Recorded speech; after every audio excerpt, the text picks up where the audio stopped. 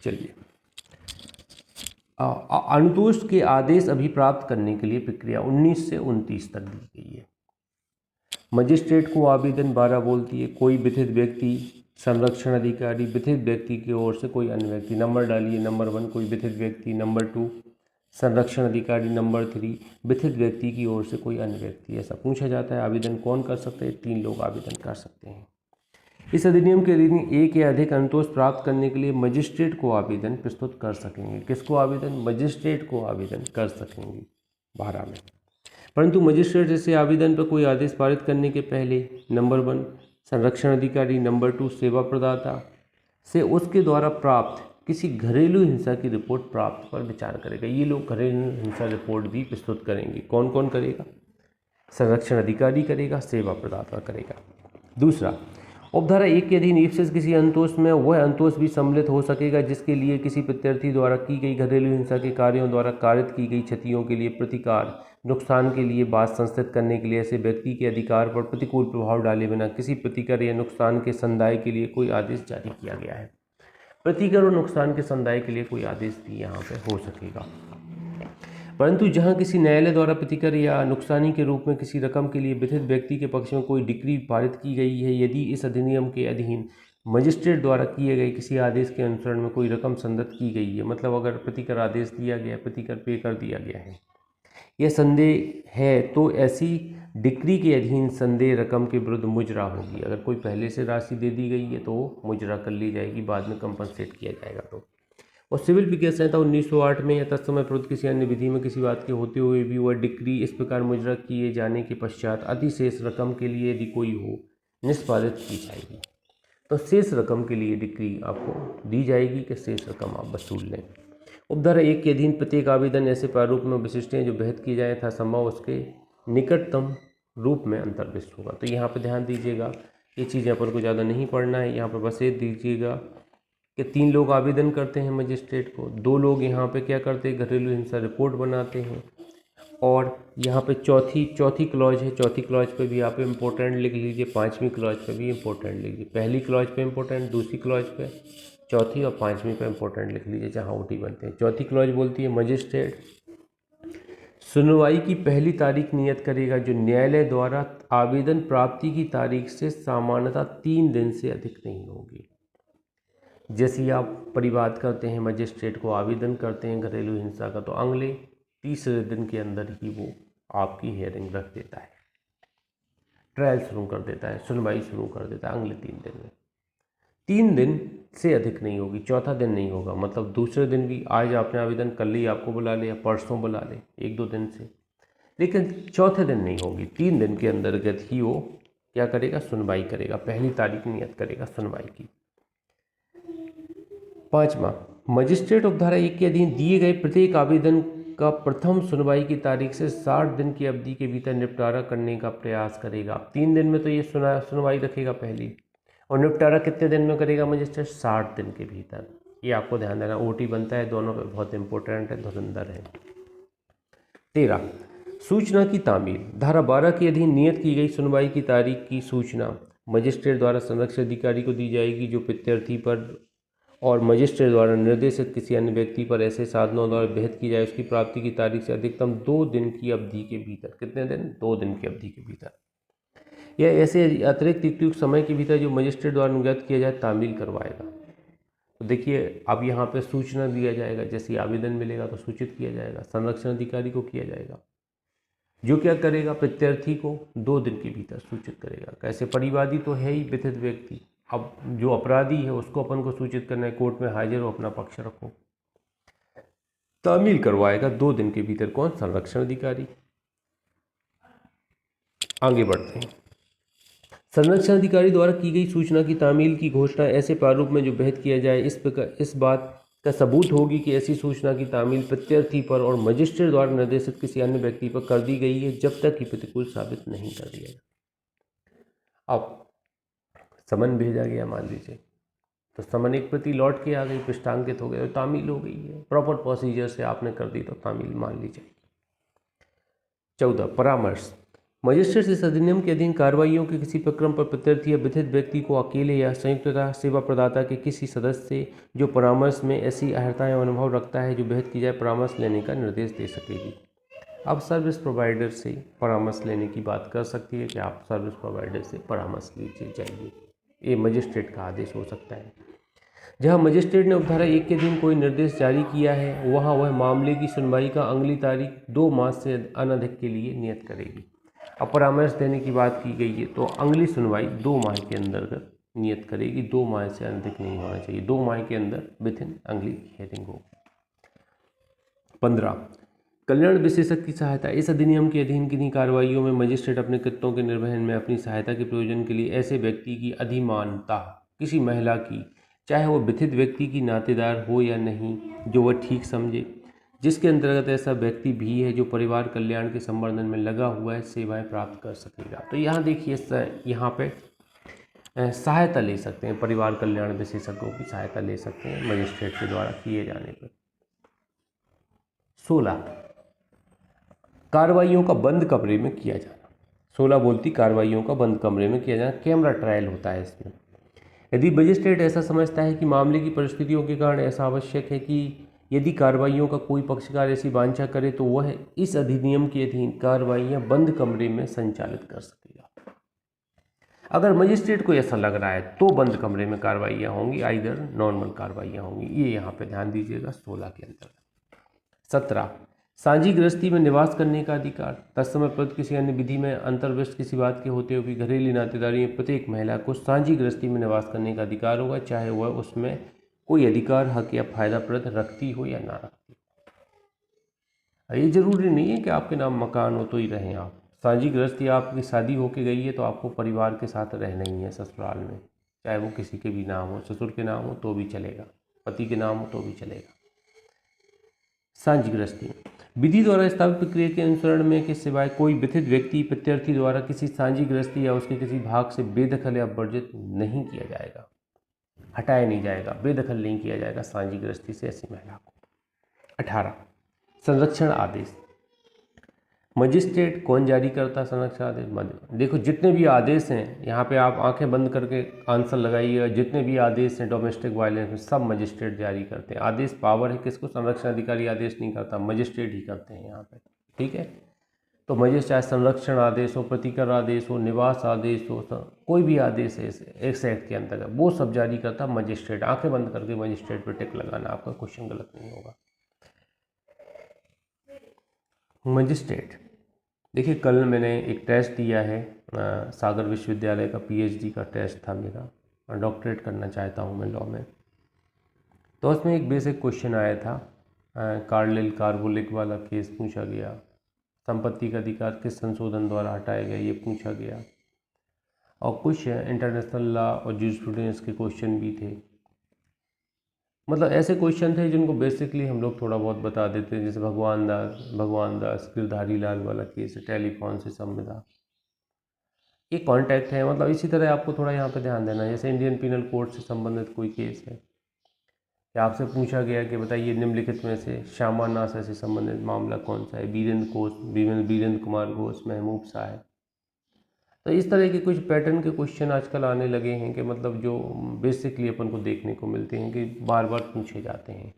वैसे यहाँ पे थोड़ा ध्यान दीजिएगा, ये पूछा जाता है कि संरक्षण आदेश कौन जारी करता, प्रतिकर आदेश कौन जारी करता, इस तरह की बात आती है। तो आप यहाँ पे ऐसे आप यहाँ पे टिक कर सकते हैं कि आदेश कौन करता? मजिस्ट्रेट जारी करता है, डोमेस्टिक वायलेंस का कोई भी आदेश हो। तो संरक्षण आदेश मजिस्ट्रेट अंडरलाइन कीजिए। विथित व्यक्ति और प्रत्यर्थी को सुनवाई का एक अवसर दिए जाने के पश्चात और उसका प्रथम दृष्टया समाधान होने पर कि घरेलू हिंसा हुई है या होने वाली है, विथित पक्ष में एक संरक्षण आदेश पारित कर सकेगा तथा प्रत्यर्थी को निम्नलिखित से प्रतिसिद्ध कर सकेगा। घरेलू हिंसा के किसी कार्य को करना, घरेलू हिंसा के कार्यों को कारित करने में सहायता या दुष्पीड़न करना, विथित व्यक्ति के नियोजन के स्थान में यदि विथित व्यक्ति बालक है तो उसके विद्यालय में या किसी अन्य स्थान में जहां व्यक्ति बार बार आता जाता है प्रवेश करना, विथित व्यक्ति से संपर्क करने का प्रयत्न करना, चाहे वह किसी भी रूप में इसके अंतर्गत व्यक्तिक, मौखिक, लिखित या इलेक्ट्रॉनिक या दूरभाषी संपर्क भी है। किन्हीं आस्तियों या अंसंक्रमण करना, उन बैंक लॉकरों या बैंक खातों का प्रचालन करना जिनका दोनों पक्षों द्वारा प्रयोग या धारण या उपयोग विथित व्यक्ति या प्रत्यर्थी द्वारा संयुक्त तथा प्रत्यर्थी द्वारा अकेले किया जा रहा है, जिसके अंतर्गत उसका स्त्री धन या कोई अन्य संपत्ति भी है, जो मजिस्ट्रेट की इजाज़त के बिना या तो पक्षकारों द्वारा संयुक्तता या उनके द्वारा पृथक धारित की हुई है। आश्रितों, अन्नातेदारों और किसी ऐसे व्यक्ति को जो विथित व्यक्ति को घरेलू हिंसा के विरुद्ध सहायता देता है के साथ हिंसा कारित करना, कोई अन्य कार्य करना। तो इस तरह देखिएगा अपन को कुल मिला के उसे प्रोटेक्ट करना है। जैसे हम खड़े हो गए, मेरे पीछे एक बच्चा आ गया दौड़ के, तो मैं उसे प्रोटेक्ट कर रहा हूँ। कैसे प्रोटेक्ट करेंगे? वो मार नहीं दे, गाली गलौज ना करे उसके साथ, कुछ भी आपको ऐसा दिख रहा है, पैसे नहीं छीन ले उससे, तो वो सारी चीज़ें प्रोटेक्ट करने के जो आदेश होते हैं वो संरक्षण है, प्रोटेक्ट करना, कुल मिला के हर तरह से प्रोटेक्ट करना। 10 दिशाएं होती ना, 10 दिशाओं से प्रोटेक्ट करना कहने का तात्पर्य है। आगे बढ़ते हैं। निवास आदेश, धारा 12 की उपधारा 1 के अधीन किसी आवेदन का निपटारा करते समय मजिस्ट्रेट, अंडरलाइन कीजिए मजिस्ट्रेट, देखो, यह समाधान होने पर कि घरेलू हिंसा हुई है, निम्नलिखित निवास आदेश पारित कर सकेगा। निवास आदेश पारित कर सकेगा, अंडरलाइन कीजिए। क्या क्या निवास आदेश पारित करेगा? एक लिस्ट दी गई है, 8 पॉइंट हैं इसमें, कुछ पॉइंट हैं और 8 क्लॉज हैं इसमें। इसको अपन पढ़ते हैं, थोड़ा अंडरस्टैंडिंग करते हैं, थोड़ा स्पीड बढ़ाएंगे। प्रत्यर्थी को सांझी गृहस्थी से किसी व्यक्ति के कब्जे को बेकब्जा करने से या किसी अन्य रीति से उस कब्जे में विघ्न डालने से अवरुद्ध करना, चाहे प्रत्यर्थी उस सांझी गृहस्थी में विधिक या साधारण रूप से हित रखता है या नहीं। दूसरा, प्रत्यर्थी को सांझी गृहस्थी से स्वयं को हटाने का निर्देश देना, प्रत्यर्थी या उसके किसी नातेदारों को सांझी गृहस्थी से के किसी भाग से जिसमें विथित व्यक्ति निवास करता है प्रवेश करने से अवरुद्ध करना, प्रत्यर्थी को डी नंबर का किसी सांझी गृहस्थी के अंसंक्रांत करने या बेनित करने या विलंगमित करने से अवरुद्ध करना। ई, प्रत्यर्थी को मजिस्ट्रेट की इजाज़त के सिवाय सांझी गृहस्थी में अपने अधिकार त्यजन से अवरुद्ध करना। या एफ, प्रत्यर्थी को विथित व्यक्ति के लिए उसी स्तर की अनुकल्पित बात सुविधा जैसी वह सांझी गृहस्थी में उपयोग कर रही थी या उसके लिए किराए का संदाय करने की यदि परिस्थितियां ऐसी अपेक्षा करने सुनिश्चित करने के लिए निर्देश करना। तो ये देखिएगा कहीं ना कहीं इसके निवास से रिलेवेंसी कहीं ना कहीं आ रही है। जो प्रॉब्लम है निवास के संबंध में क्रिएशन है कि आप निवास प्रोवाइड करा दो, आप किराए से मकान दिलवा दो, पैसा वो देगा, प्रत्यर्थी देगा, तमाम चीज़ें इस तरह की बात जो करता है। निवास आदेश कौन जारी करता? 19 में जारी करता, मजिस्ट्रेट जारी करता निम्न फैक्टों के अंदर। परंतु यह कि खंड खा के अधीन कोई आदेश किसी व्यक्ति के जो महिला है विरुद्ध पारित नहीं किया जाएगा। तो महिला के विरुद्ध आदेश नहीं होगा, जेंट्स के विरुद्ध ही होगा हमेशा। प्रत्यर्थी जेंट्स है यहाँ पे, महिला भी प्रत्यर्थी हो सकती, सास भी तो परेशान कर सकती बहू को, तो सास के विरुद्ध अपन यहाँ पे निवास आदेश जारी नहीं करेंगे, ये देखना है आपको।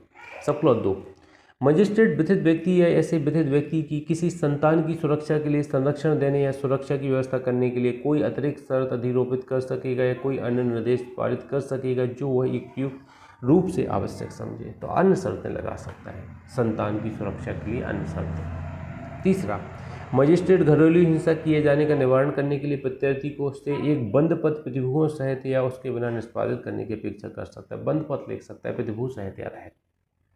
चौथा, उपधारा 3 के अधीन कोई आदेश दंड प्रक्रिया संहिता 1973 के अध्याय 8 के अधीन किया गया कोई आदेश समझा जाएगा और तदनुसार कार्रवाई की जाएगी। बंद पद भरवाने के आदेश होते हैं चैप्टर 8 में 106 से 110 तक। सब क्लॉज 5, उपधारा 1, 2, 3 के अधीन किसी आदेश को पारित करते समय न्यायालय उस विथित व्यक्ति को संरक्षण देने के लिए उसकी सहायता के लिए आदेश के क्रियान्वयन में उसकी ओर से आवेदन करने वाले व्यक्ति की सहायता करने के लिए निकटतम पुलिस थाने के बाहर साधक अधिकारी को निर्देश देते हुए आदेश भी पारित कर सकेगा। निकटतम पुलिस अधिकारी को निर्देश देके आदेश पारित करेगा। कौन सा? निवास आदेश। छठवां, उपधारा 1 के अधीन कोई आदेश करते समय मजिस्ट्रेट पक्षकारों की वित्तीय आवश्यकताओं और संसाधनों को ध्यान में रखते हुए किराए अन्य संदायों के उन्मोचन से संबंधित बाध्यताओं को प्रत्यर्थी पर अधिरोपित कर सकेगा। 7, मजिस्ट्रेट उस पुलिस थाने के भाषातक अधिकारी को जिसकी अधिकारिता में संरक्षण आदेश के कार्यान्वयन में सहायता करने के लिए मजिस्ट्रेट ने निवास निवेदन किया है निर्देश कर सकेगा। ठीक है, मजिस्ट्रेट विथित व्यक्ति को उसके स्त्री धन या अन्य संपत्ति या मूल्यवान संपत्ति का जिसके वह हकदार है कब्जा लौटाने के लिए प्रत्यर्थी को निर्देश दे सके। कब्जा लौटाने की बात करेगा तो सोना चांदी जो रखे हो आप उसका दे दो। 20, सेक्शन 20, धनी अंतोष। धारा 12 की उपधारा 1 के अधीन किसी आवेदन का निपटारा करते समय मजिस्ट्रेट घरेलू हिंसा के परिणाम स्वरूप विथित व्यक्ति और विथित व्यक्ति की किसी संतान द्वारा उपगत व्यय और सहन की गई हानियों की पूर्ति के लिए धनी अंतोष का संदाय करने के लिए प्रत्यर्थी को निर्देश दे सकेगा और ऐसे अंतोष में निम्नलिखित सम्मिलित हो सकेंगे, किंतु वह निम्नलिखित तक ही सीमित नहीं होगा। अब क्या सम्मिलित होंगे, किस तक सीमित नहीं? उपार्जनों की हानि तक, क्या हानि हुई है, चिकित्सीय व्ययों तक कितना चिकित्सीय खर्चा आया है, विथित व्यक्ति के नियंत्रण में से किसी संपत्ति के नाश नुकसानी हटाए जाने के कारण हुई हानि से विथित व्यक्ति के साथ साथ उसकी संतान यदि कोई योग के लिए भरण पोषण CRPC 125 है तत्समय प्रयुक्त किसी अन्य विधि के अधीन कोई आदेश, भरण पोषण के आदेश के अधीन कोई आदेश सम्मिलित है। ये 4 चीज़ें यहाँ पर देखी जाएंगी चिकित्सीय व्ययों के लिए या धनी अंतोष प्रदान करने के लिए। इन आधार पर जो खर्चे पानी हुए हैं वो आपको प्रदान कराए जाएंगे विथित महिला को। सब क्लॉज 2, इस धारा के अधीन अनुदत्त धनु अंतोष पर्याप्त, उचित और युक्तियुक्त होगा और उस जीवन स्तर से जिसका विथित व्यक्ति अभ्यस्त है संगत होगा। तो लाइफ स्टाइल है, आप मान लीजिए एक क्लास का जीवन शैली जी रहे हैं और उसके साथ घरेलू हिंसा होती है तो एक क्लास का ही उसको मॉनेटरी रिफंड दिया जाएगा, ये आपको यहाँ पर ध्यान देना है। मजिस्ट्रेट को जैसा मामले की प्रकृति और परिस्थितियां अपेक्षाकरण भरण पोषण के लिए समुचित एकमुश्त संदाय या मासिक संदाय का आदेश देने की शक्ति होगी। अब देखिए, अब वो लमसम दे सकते हैं आप और मंथली पेमेंट कर सकते हैं। काय के लिए? यहाँ पे आपको आर्थिक संदाय जो किया गया है उसके लिए, भरण पोषण के लिए। मजिस्ट्रेट आवेदन के पक्षकारों को और पुलिस थाने के भाषा अधिकारी को जिसकी स्थानीय सीमाओं की अधिकारिता में प्रत्यर्थी निवास करता है उपधारा 1 के अधीन दिए गए धनी अंतोष के आदेश की एक प्रति भेजेगा। जो मॉनेटरी ऑर्डर होगा उसकी एक कॉपी किसको भेजी जाएगी? यहाँ पे आप देखिएगा, धनी अंतोष की आदेश की एक प्रति भेजी जाएगी। प्रत्यर्थी निवास करता है वहाँ पे स्थानीय सीमाओं में, थाने वाले को, पुलिस थाना अधिकारी को, पक्षकारों को और पुलिस थाना अधिकारी को। 5वां, प्रत्यर्थी उपधारा 1 के अधीन आदेश के विनिर्दिष्ट अवधि के भीतर विथित व्यक्ति को अनुदत्त धनी अंतोष का संदाय करेगा। मॉनेटरी फंड है वो संदाय करेगा यहाँ पे व्यक्ति को। किसको? पीड़ित व्यक्ति को। 6वां, उपधारा 1 के अधीन आदेश के निबंधनों में संदाय करने के लिए प्रत्यर्थी की ओर से असफलता पर मजिस्ट्रेट प्रत्यर्थी के नियोजक या ऋणी को विथित व्यक्ति को प्रत्यक्षता संदाय करने या मजदूरी या वेतन का एक भाग न्यायालय में जमा करने या शोध ऋण या प्रत्यर्थी के खाते में शोध या उद्भूत ऋण को जो प्रत्यर्थी द्वारा संदेह धनी अंतोष में समायोजित कर ली जाएगी, जमा करने का निर्देश दे सकेगा। अब देखिए, यहाँ पे जमा करने का भी यहाँ पे निर्देश दे सकता है। जो फंड वगैरह है, मनी वगैरह है, जमा करने की बात की जा सकती है। तो कुल मिला के धनीय रिलीफ देना धनी अंतोष है। 21, अभिरक्षा आदेश। तत्समय प्रयुक्त किसी अन्य विधि में अंतर्वश किसी बात के होते हुए मजिस्ट्रेट से अधिनियम के अधीन संरक्षण आदेश या किसी अन्य अंतोष के लिए आवेदन की सुनवाई के किसी प्रक्रम पर विथित व्यक्ति को या उसकी ओर से आवेदन करने वाले व्यक्ति को किसी संतान की अस्थायी अभिरक्षा दे सकेगा। कस्टडी, बच्चा है, बच्चा की अस्थायी अभिरक्षा दे सकेगा। यदि अवयस्क हो तो प्रत्यर्थी द्वारा ऐसी संतान या संतानों से भेंट के इंतजाम को निर्दिष्ट कर सकेगा। अवयस्क है बच्चा तो मिलने जुलने के लिए व्यवस्था कर सकता है कि आप इतने बजे आइए, हफ्ते में 2 दिन मिल सकते हैं या इतने टाइम पे मिल सकते हैं। ये व्यवस्था भी यहाँ पे न्यायालय कर सकता है। परंतु यदि मजिस्ट्रेट की राय है कि प्रत्यर्थी की कोई संतान या संतानों के हितों के लिए हानिकारक हो सकती है तो मजिस्ट्रेट ऐसी भेंट करने का अनुज्ञा करने से इनकार कर देगा। अब वो बोल रहा है कि मान लीजिए अगर बच्चे से मिलने आता फादर और बहला फुसला सकता है, उसको प्रताड़ित कर सकता है, तो अपन क्या करेंगे? मीटिंग ही रोक देंगे कि नहीं मिलना है आपको, बच्चे से मिलने की ज़रूरत नहीं है। ये हो गया अभिरक्षा आदेश। अभिरक्षा आदेश तय करेगा मजिस्ट्रेट के जो संतान वगैरह हैं तो उनको किसकी कस्टडी में दिया जाए। प्रतिकर आदेश 22। अब देखिए, प्रतिकर आदेश में क्या कहा गया है? अनंतोष के अतिरिक्त जो इस अधिनियम के अधीन अनुदत्त की जाए, मजिस्ट्रेट विथित व्यक्ति द्वारा किए गए आवेदन पर प्रत्यर्थी को क्षतियों के लिए जिसके अंतर्गत प्रत्यर्थी द्वारा की गई घरेलू हिंसा के कार्यों द्वारा मानसिक यातना और भावनात्मक कष्ट सम्मिलित हैं, प्रतिकर और नुकसानी का संदाय करने के लिए प्रत्यर्थी को निर्देश देने का आदेश पारित किया जाएगा। मानसिक और सहायक नुकसानी हुई है उसका पेमेंट मांग सकता है पीड़ित व्यक्ति प्रत्यर्थी से न्यायालय के द्वारा प्रतिकर आदेश द्वारा। 23, अंतरिम और एक पक्षीय आदेश देने की शक्ति। अब अंतरिम और एक पक्षीय आदेश क्या होता है ये देखिएगा। मजिस्ट्रेट से अधिनियम के अधीन उसके समक्ष किसी कार्रवाई में ऐसा अंतरिम आदेश जो न्याय संगत उपयुक्त हो पारित कर सकता है। अब देखिए कि महिला घर छोड़ के चली गई है, घरेलू हिंसा हुई है, अब वो क्या कहा है, फुट एंड माउथ की स्थिति चल रही है, तो सबसे पहले उसे कुछ पैसे की सर्विस की प्रोवाइड कराई जाए, पैसा रहने की व्यवस्था की जाए जिससे वो अपना जीवन यापन कर सके। तो इसके लिए कोर्ट क्या करता है, इंटरिम ऑर्डर पारित करता है। इंटरिम ऑर्डर पारित करता है। इंटरिम ऑर्डर पारित होने के बाद उसको रिलीफ मिलना शुरू हो जाता है कि आपको 2,000 रुपये 5,000 रुपये हर महीने देना है उस महिला को, अभी जमा कीजिए, विद इन 1 वीक जमा कीजिए, अभी से शुरुआत हो जाएगी इसी महीने से।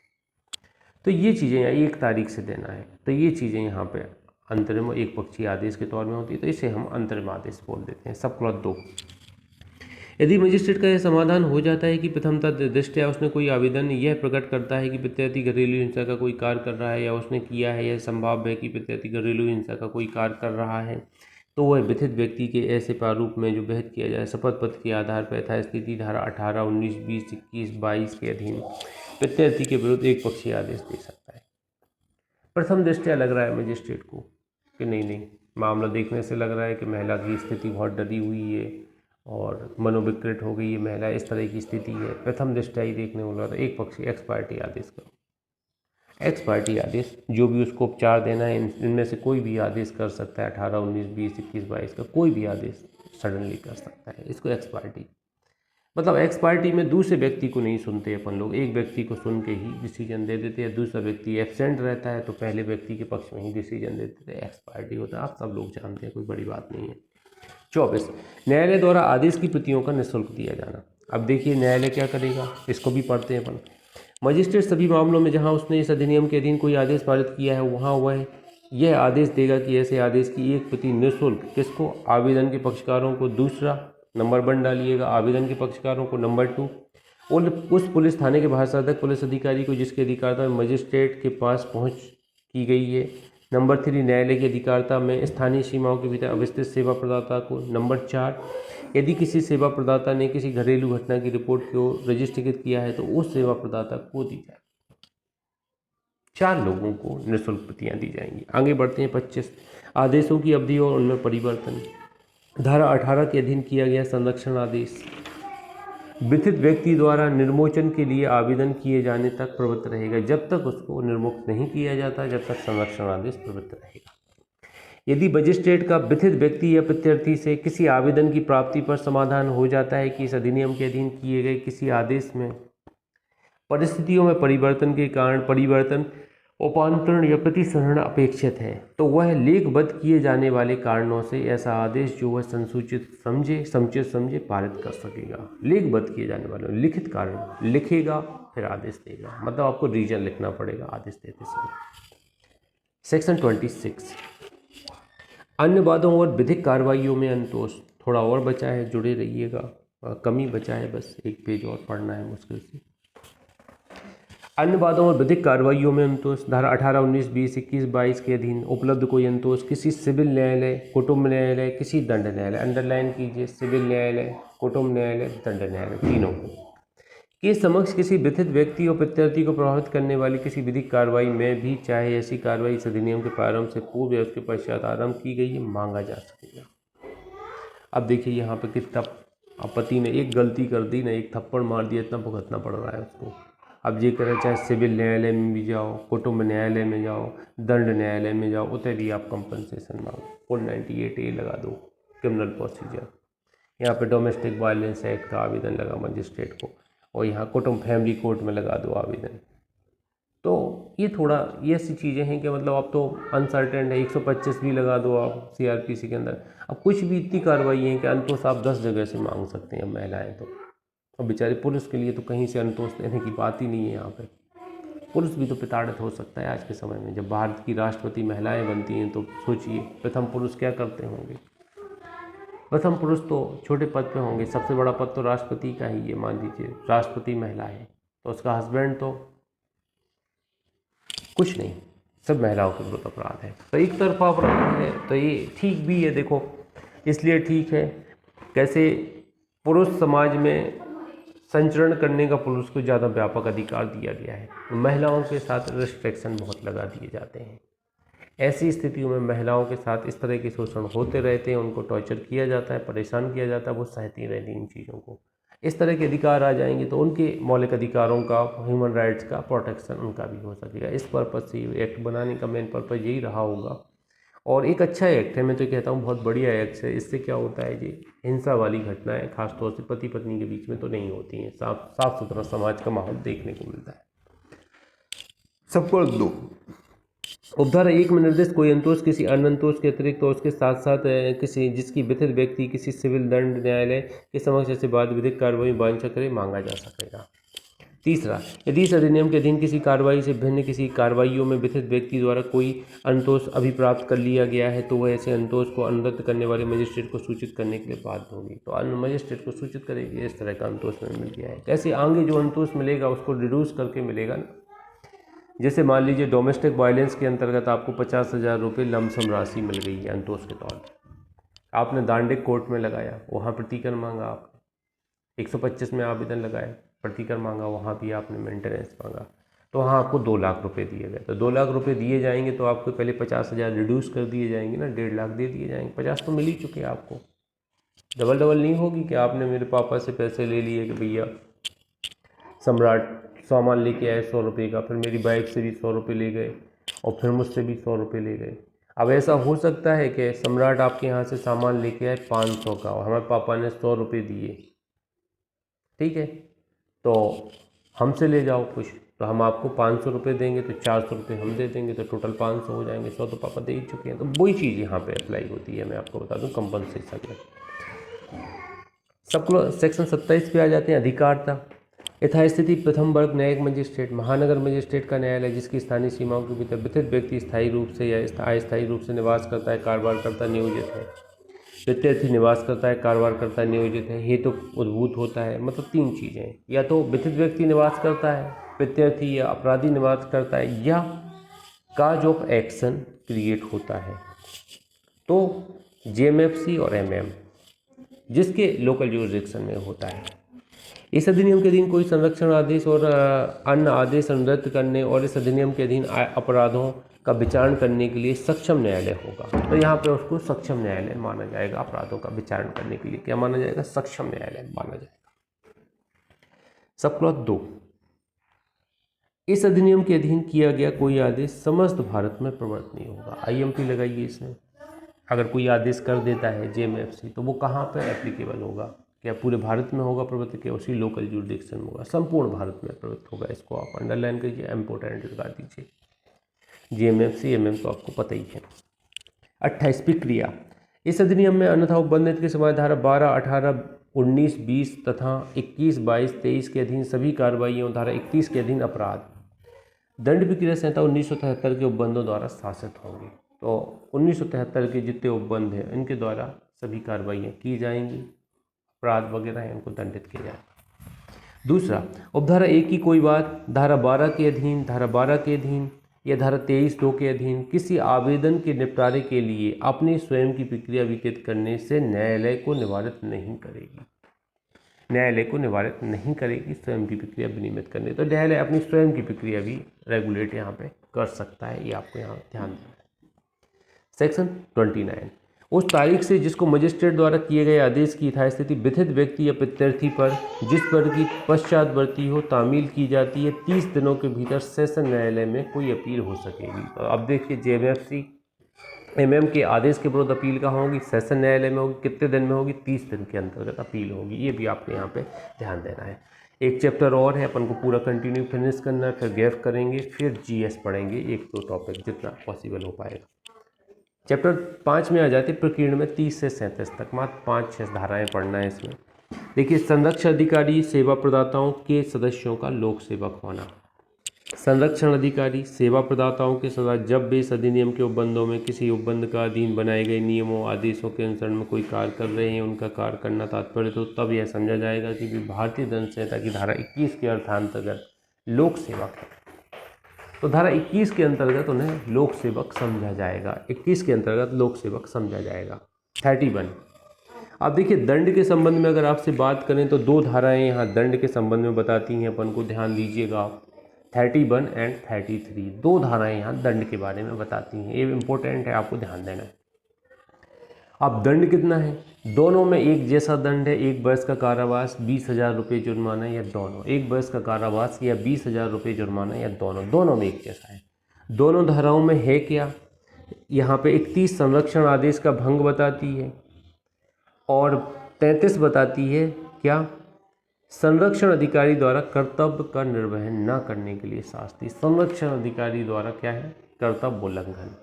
33 कर्तव्य उल्लंघन और संरक्षण आदेश का भंग 31 बताती है। 31 संरक्षण आदेश का भंग, संरक्षण अधिकारी के कर्तव्य का उल्लंघन 33 बताती है। इन्हीं को अपन पढ़ते हैं। 31 बोलती है, देखिए, प्रत्यर्थी द्वारा संरक्षण आदेश के भंग के लिए शास्ति। प्रत्यर्थी द्वारा संरक्षण आदेश या किसी अंतरिम संरक्षण आदेश का भंग इस अधिनियम के अधीन एक अपराध होगा और दोनों में से किसी भांति के कारावास से 1 वर्ष तक या जुर्माने से 20,000 तक या दोनों से दंडनीय होगा। 1 वर्ष तक या 20,000 तक या दोनों से दंडनीय होगा। सबक्लॉज 2, उपधारा 1 के अधीन अपराध का विचारण यथासद उस मजिस्ट्रेट द्वारा किया जाएगा जिसने वह आदेश पारित किया था जिसका भंग अभियुक्त द्वारा किया जाना अभिकथित किया गया है। किया जाना नहीं लिखा है, यहाँ पे लिख लेना आप लोग, कारित किया जाना अभिकथित किया गया है। उपधारा 1 के अधीन आरोपों को विरचित करते समय मजिस्ट्रेट यथास्थिति भारतीय दंड संहिता की धारा 498 उस संहिता में किसी अन्य उपबंध या दहेज प्रतिषेध अधिनियम 1961 के अधीन आरोपों को भी विरचित कर सकेगा यदि तथ्यों का प्रकट होता है और अपराध हुआ है। तो यहाँ पे ध्यान दीजिएगा, संरक्षण आदेश में 1 वर्ष का कारावास, 20,000 रुपये तक का जुर्माना है, दोनों का दंडादेश दिया जा सकता है। और यहाँ पर 498A के तहत और दहेज प्रतिषेध के तहत भी कार्रवाई हो सकती है। 32 संज्ञान और सबूत। दंड प्रक्रिया संहिता 1973 में अंतर्गत किसी बात के होते हुए भी धारा 31(1) के अधीन अपराध संज्ञेय और अजमानती होगा। अब देखिए, संरक्षण आदेश का जो भंग करेगा तो ऐसे अपराध को संज्ञेय माना जाएगा और क्या माना जाएगा, अजमानती माना जाएगा, मतलब इसमें जमानत नहीं होती है। विथित व्यक्ति के एकमात्र परिसाक्ष्य पर न्यायालय यह निष्कर्ष निकाल सकेगा कि धारा 31(1) के अधीन अभियुक्त द्वारा कोई अपराध किया गया। 31(1) के अधीन अभियुक्त द्वारा कोई अपराध किया गया, ऐसा निष्कर्ष न्यायालय निकाल सकेगा। 33 संरक्षण अधिकारी द्वारा कर्तव्यों का निर्वहन न करने के लिए शास्ति। 33 बोलता है यदि कोई संरक्षण अधिकारी संरक्षण आदेश में मजिस्ट्रेट द्वारा यथा निर्देशित अपने कर्तव्यों का किसी पर्याप्त हेतु के बिना निर्वहन करने में असफल रहता है, इनकार करता है, तो 1 वर्ष के कारावास से या 20,000 रुपये के जुर्माने से या दोनों से दंडित किया जाए। 1 वर्ष तक के कारावास से या 20,000 रुपये तक के जुर्माने से या दोनों से दंडित किया जाएगा। 34 संरक्षण अधिकारी द्वारा किए गए अपराध का संज्ञान। संरक्षण अधिकारी के विरुद्ध कोई अभियोजन या अन्य विधिक कार्रवाई तब तक नहीं होगी जब तक कि राज्य सरकार नंबर 1 या नंबर 2 इस निमित्त उसके द्वारा प्राधिकृत किसी प्राधिकारी की पूर्व मंजूरी से कोई परिवाद फाइल नहीं किया जाता। तो किसकी मंजूरी लेना है, राज्य सरकार की या किसी प्राधिकारी की मंजूरी लेना है, तभी परिवाद करना है, तभी संरक्षण अधिकारी पर कार्रवाई होगी। संरक्षण अधिकारी पर डायरेक्टली कार्रवाई नहीं कर पाएंगे, मंजूरी लेनी पड़ेगी स्टेट गवर्नमेंट की या प्राधिकृत अधिकारी। 35 सद्भावपूर्वक की गई कार्रवाई के लिए संरक्षण। इस अधिनियम में इसके अधीन बनाए गए किसी नियम या किए गए आदेश के अधीन सद्भावपूर्वक की गई या की जाने के लिए आश्रित किसी बात से कारित या कारित होने के लिए संभाव्य किसी नुकसान के लिए कोई बात अभियोजन या अन्य विधिक कार्रवाई संरक्षण अधिकारी के विरुद्ध नहीं होगी। देखिए, प्रोटेक्शन किया गया है 35 में संरक्षण अधिकारी को, अगर सद्भावपूर्वक कार्य कर रहा है तो कोई कार्रवाई नहीं की जाएगी उसके विरुद्ध। ये आप देखिएगा 35 में।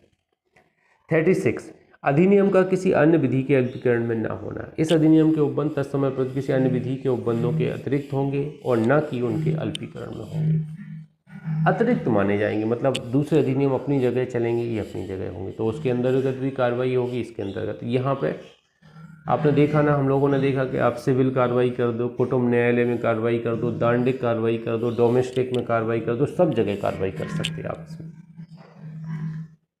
ये थोड़ा गलत लगता है, बहुत ज़्यादा नाइंसाफ़ी है पुरुष के साथ में, मेरा मानना है। एक आध जगह आपने स्पेशल प्रोविज़न दे दिए तो वहीं कार्रवाई करवाओ। कई बार क्या होता है कि हमें नहीं कह रही कि सिक्के के दोनों पहलू अच्छे होते हैं। कई बार महिलाएं ऐसी होती हैं जो काफ़ी क्रोधित स्वभाव की होती हैं, तो पुरुष प्रताड़ित होते हैं, लेकिन वास्तव में केस किस पे बनता है, पुरुष पे बनता है। सीधे साधे लोग होते हैं, आप कोर्ट में देखते हैं अपन लोग, हर तरह के लोग मिलते हैं, तो बेचारे वो बेवजह डोमेस्टिक वायलेंस में घसीट लिए जाते हैं। वो ऐसा कुछ नहीं करते हैं, महिलाएं उनके ऊपर केस बनवा देती, कार्रवाई हो जाती है। तो हर तरह के इंसान है। 37 केंद्र सरकार की नियम बनाने की शक्ति दी गई है और नियम कुछ बनाए जाएंगे, यहाँ दिए गए हैं, संसद के पटल पर 30 दिन के अंतर्गत रखे जाएंगे। इतना ही एक्ट है अपना, ये एक्ट अपन ने पढ़ लिया है। रूलिंग पढ़ना नहीं है अपन को, रूलिंग आना नहीं है। तो 1 से 37 तक की धाराएं अपन ने पढ़ी हैं। इसको आप ऐसे बिना पढ़े, पढ़ने के बाद आप क्या करें, सोचिएगा कि सर ने क्या पढ़ाया था, कि कौन में क्या डेफिनेशन सहमति कब मिली, 1 से लेकर 37 तक की सोचिएगा। फिर आप यहाँ पे क्या करें, इनके ऑब्जेक्टिव लगाएं तो आपको ज़्यादा बेनिफिट